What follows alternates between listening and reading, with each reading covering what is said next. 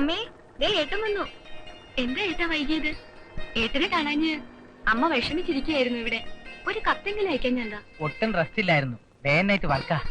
അതെന്ത് ചൊല്ലി ഒരു കത്തെഴുതാൻ പോലും നേരം കിട്ടാത്ത? അതൊന്നും നിങ്ങൾക്ക് മനസ്സിലാവില്ല. അമ്മയ്ക്ക് എങ്ങനെയുണ്ട്? അല്പം കുറവുണ്ട്. അനന്തേട്ടനെ കുറിച്ച് എന്തെങ്കിലും വിവരമുണ്ടോ? ഒരാഴ്ചയായിട്ട് ഇവിടെ ഉണ്ട്. ഇന്നലെ പോയതാ, ഇതുവരെ വന്നില്ല. അമ്മേ, അമ്മേ,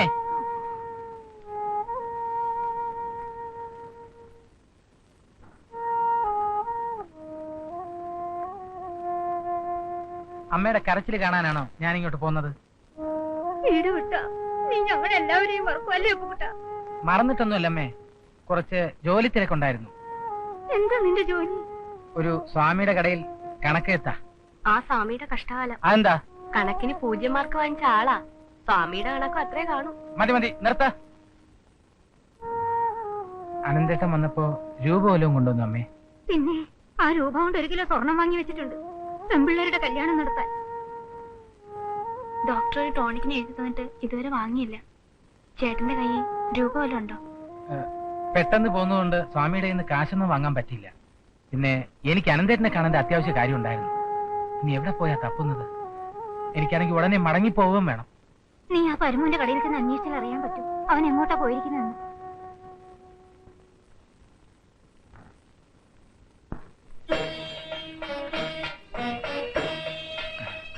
ചേട്ടന് ഇത് എവിടെയായിരുന്നു? അറിഞ്ഞേ തീരുള്ളൂ നിനക്ക്. ചേട്ടന് ഈ വീടിനോട് വല്ല ഉത്തരവാദിത്വം ഉണ്ടോ? കളരിയും അഭ്യാസവും ഒക്കെ ആയിട്ട് നാട് ചുറ്റി നടന്നാ മതിയല്ലോ. എന്നെ നീ ഉത്തരവാദിത്വം ഒന്നും പഠിപ്പിക്കണ്ട. നിന്നോട് ആര് പറഞ്ഞു എന്റെ പേരും പറഞ്ഞ് കണ്ട നാട്ടുകാരെയൊക്കെ പറ്റിച്ചടക്കാൻ? ഞാൻ ആരെയും പറ്റിച്ചിട്ടൊന്നുമില്ല. നുണ പറയുന്നോടാ പട്ടി. എനിക്ക് കുരുക്കൽ കൊടുത്തയച്ച കത്തും കൊണ്ട് നീ പോയില്ലേ? കളരി എന്താണെന്ന് നിനക്കറിയാമോടാ? എനിക്ക് കളരിയൊന്നും അറിയില്ല. പക്ഷേ ഈ വീട്ടിലെ പ്രാരാബ്ധങ്ങളും ബുദ്ധിമുട്ടുകളും അറിയാം.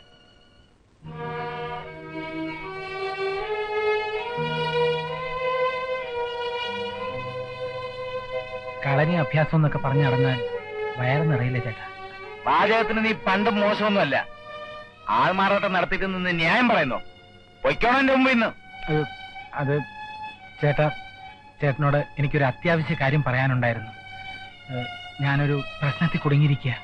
നീയൊക്കെ പ്രശ്നത്തിൽ കുടുങ്ങാതിരുന്നാലേ അത്ഭുതമുള്ളൂ. അതല്ല ചേട്ടാ, എന്റെ ജീവൻ പോലും അപകടത്തിലാണ്. ചേട്ടന് മാത്രമേ എന്നെ രക്ഷിക്കാൻ പറ്റൂ. ദേ നോക്ക്, നിന്നെ രക്ഷിക്കാനും ഞാനില്ല, ശിക്ഷിക്കാനും ഞാനില്ല.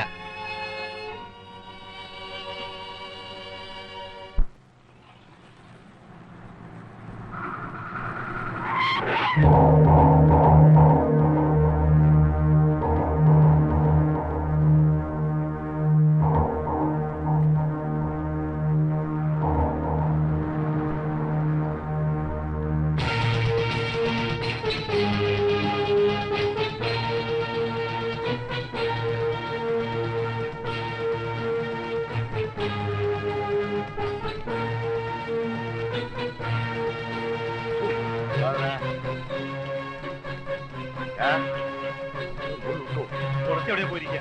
അനന്തനോ? അനന്തൻ എവിടെയാണ് ചോദിച്ചത്? എനിക്കറിയില്ല. കുറച്ചു മുമ്പ് പുല്ലേപ്പടം വഴി പോകുന്നത് കണ്ടു.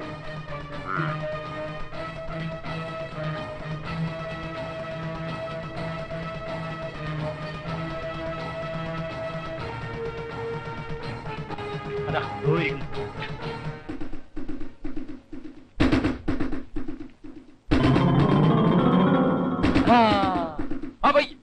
എടുത്തോട്ടോ.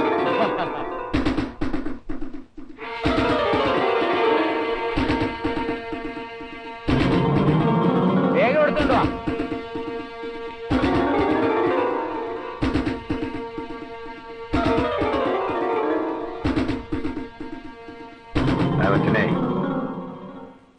നിന്റെ കളരി ഒന്ന് കാണട്ടെ.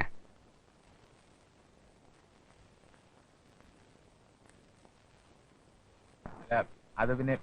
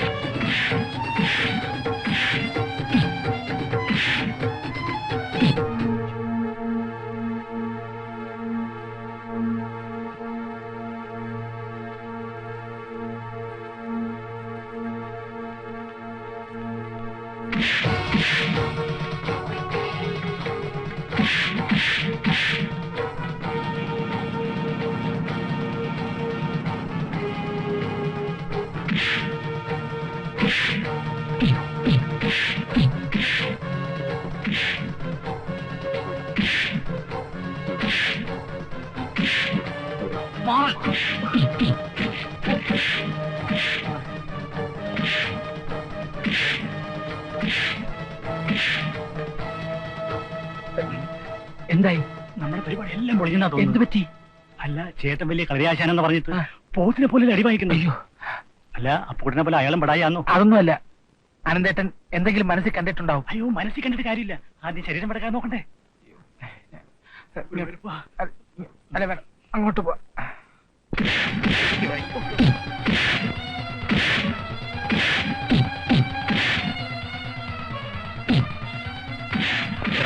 അവൻ തത്വ എന്നാലും വേണ്ടില്ല. ഇതിങ്ങനെ കണ്ടോണ്ട് നിൽക്കാൻ എനിക്ക് വയ്യ. നിങ്ങൾ വരുന്നെങ്കിൽ ഞാൻ പറയുന്നത് നമ്മൾ ശരിയല്ല. നമുക്ക് വിവരം പോലീസിനെ അറിയിച്ചാലോ? പോലീസ് നമ്മളെ ചോദ്യം ചെയ്താൽ നമ്മളെല്ലാം പ്രതീക്ഷിക്കും.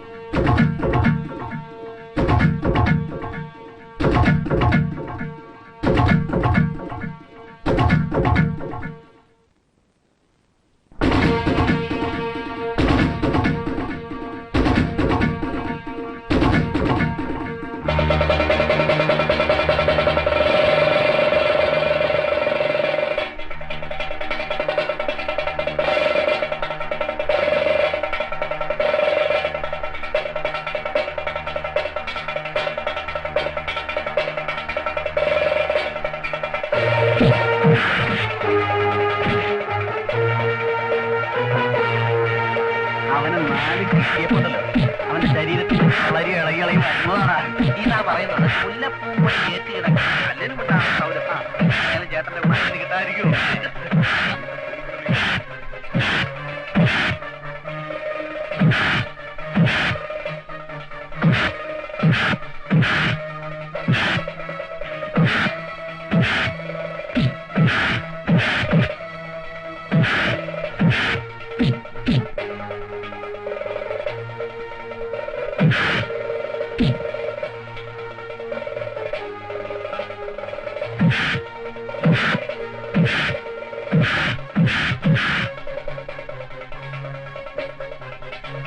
അവൻ ഈട കിട്ടും.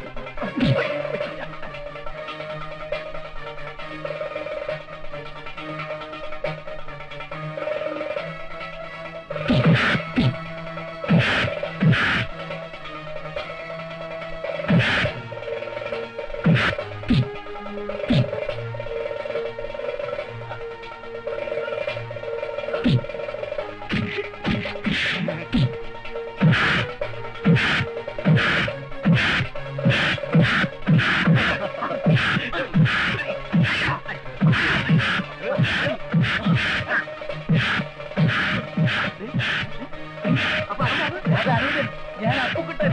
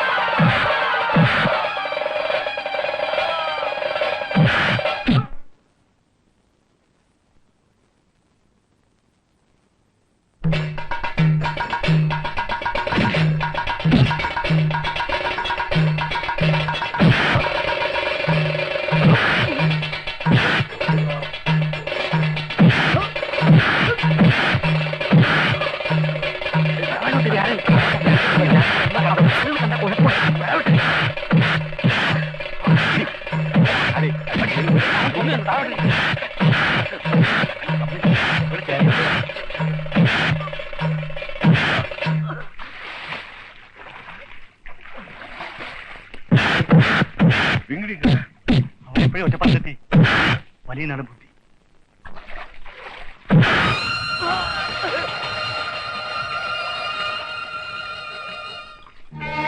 വാ വാ വാ വാടാ വാ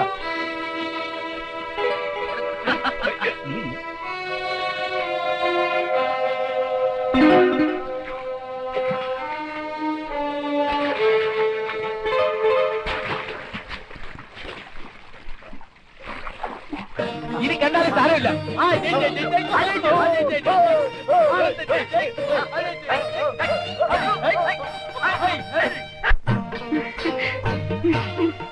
അനന്ത ആരാ ഇത്? അനന്ത അതെ, ഞാൻ തന്നെ. മനസ്സിലായില്ല? എന്റെ കളരി കണ്ടിട്ടുള്ള ആരാധികയാണോ? ചേട്ടാ, ഇതാണ് ഞാൻ പറഞ്ഞ സാവിത്രിക്കുട്ടി.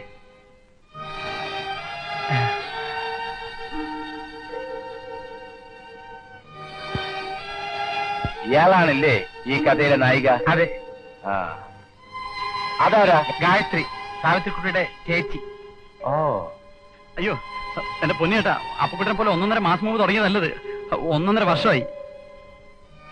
ഓ സാവിത്രിക്കുട്ടി, ഇവൻ എന്റെ അനിയനാ അപ്പുക്കുട്ടൻ. ഞങ്ങൾ ഇരട്ടകളാ. ആദ്യം എന്നെ പ്രസവിച്ചത് കൊണ്ടാ ഞാൻ ചേട്ടനായി പോയത്. കളരി അറിയില്ലെങ്കിലും പ്രേമിക്കാനൊക്കെ അവൻ മിടുക്കനാ.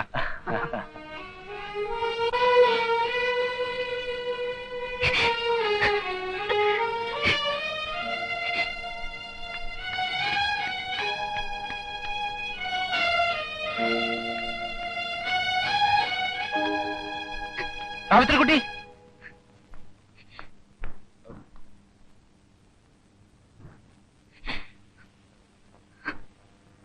എന്നോട് പറഞ്ഞതൊക്കെ കള്ളമായിരുന്നല്ലേ? എന്റെ മനസ്സിൽ തച്ചോളി തറവാട്ടിലെ അവസാനത്തെ കണ്ണി, കളരി ആശാൻ, ചൂണ്ടുമർമ്മക്കാരൻ, ഞാനിതൊന്നുമല്ല. ഒരു പ്രത്യേക സാഹചര്യത്തിലാണ് കളരിയും അഭ്യാസവും എന്നൊക്കെ കേട്ടപ്പോ വടക്കമ്പാട്ടിലെ ഒരു വീരനായകനായി എന്നെ കണ്ടു. നിർത്തണം നിന്റെ വാചകം. മനസ്സിലായി സാവിത്രിക്കുട്ടി, തെറ്റിദ്ധരിപ്പിക്കപ്പെട്ട മനസ്സിന്റെ പരിഭവം അല്ലേ? ജീവിക്കാൻ അവന് കളരിമുറകൾ വേണമെന്നൊന്നുമില്ല, നാക്ക് മാത്രം മതി. ഈ വാചകടി കുറച്ച് കൂടുതലായതുകൊണ്ട് നാക്കിന് റെസ്റ്റ് ഇല്ലാത്ത കാരണം പലപ്പോഴും ഇവന് സമയത്തിന് ഭക്ഷണം പോലും കഴിക്കാൻ പറ്റാറില്ല. ഇനി ഒന്നും നോക്കാനില്ല. സ്വാമി ആൾക്കാരെ കൊണ്ട് വരുന്നതിന് മുമ്പ് നിങ്ങൾ അപ്പണ്യ മാഷം കൊണ്ട് നേരെ അങ്ങോട്ട് പോയാൽ മതി.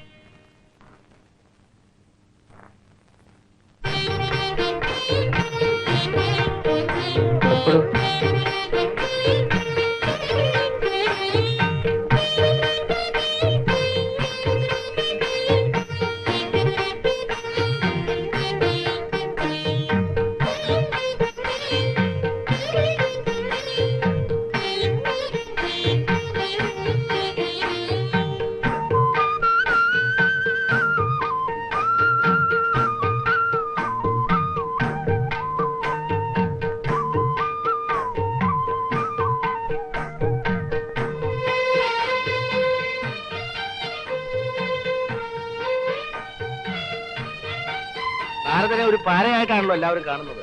പക്ഷെ നാരദന്റെ ലക്ഷ്യം നന്മ മാത്രമാണെന്ന് അധികം ആൾക്ക് അറിഞ്ഞുകൂടാ. അല്ലേ അനന്ത? അല്ലേ അല്ലേ അനന്ത?